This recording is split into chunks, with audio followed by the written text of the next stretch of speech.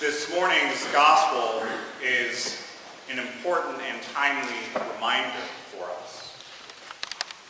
It's a reminder of what the life of ministry is really like. The life of ministry is a busy life. The truth of the matter is you and I and all of our closest friends can work 24/7 for an entire year and still have more work to do.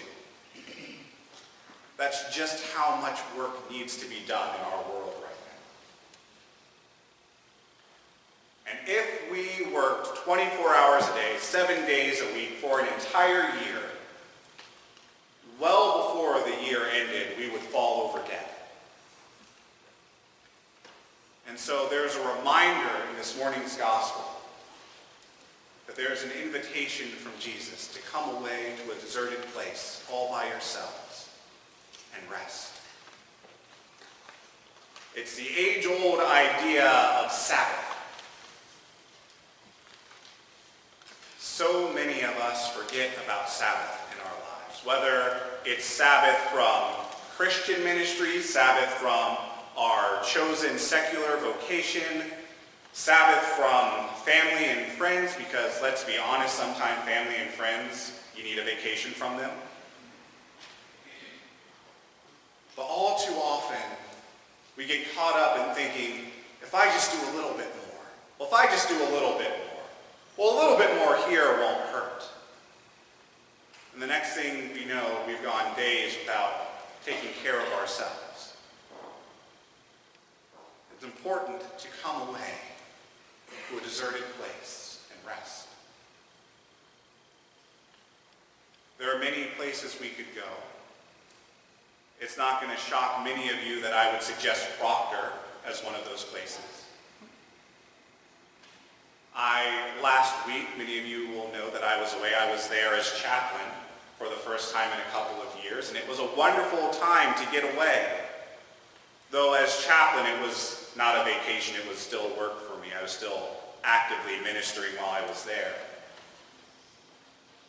But even in the midst, I could see that it was a community that was getting away from the hustle and bustle of everyday life. A place of rest where work life didn't interfere, home life didn't interfere.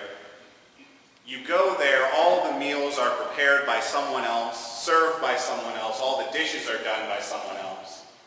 There's a group of counselors and camp staff that plan all of the activities and provide all of the equipment that you need. If you want to go fishing all day, they have the bait and the fishing rods in the pond.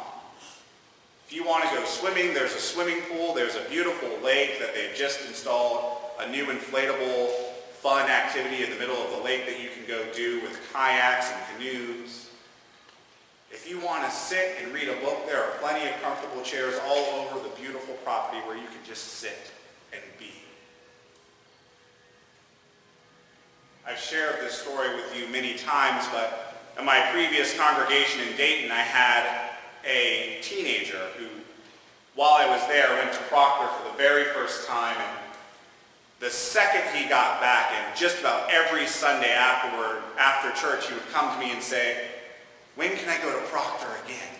When can I go to Proctor again? What's going on? Are you going to Proctor this week? Take me with you."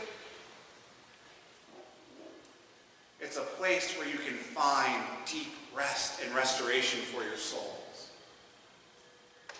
And it's easy to see how a young man like that could have that reaction. Unfortunately, with such great rest and relaxation comes a temptation. The temptation to stay in that place of rest. I've done enough. I can take another day to relax. Oh, they don't need me. They'll still be there tomorrow. Oh, you know what? I'm really tired. I'm exhausted. I just need another day to just stop and do nothing. And maybe another day after that. And another day after that. The truth is that we have to find a balance that works for us. We have to find this small, narrow space where we can be out in the world doing ministry and recognize when we need to go away to a deserted place and rest. And in that rest, find ourselves rejuvenated and able to go back into the world and continue doing ministry. It's a tough balance to find. But my brothers and sisters, I invite you to search for that balance with me. To find that place where you can serve God and serve the people who live around you and who live across this wonderful world that God has created. But also find time for yourselves to rest and renew your spirit so that you can go back into the world empowered to continue in ministry and not just fall over dead from working too hard. We are called to walk a tightrope, but with one another's help, with holding ourselves accountable to one another, we can find that balance. So once again, I invite you to search for that balance and to work with me and the people sitting here beside you and the people you meet in the world, and find a way to work, but also time to rest, to take Sabbath, so that you can continue work when that rest is over, and allow the cycle to continue over and over again. And in doing so, we'll find ourselves exactly where God wants us to be, in that beloved community that God wants us to build here today. Amen. Wild-sighted spirit judges with ice rain. That's the biggest air conditioner I've ever seen. Minions, we got a giant air conditioner to borrow.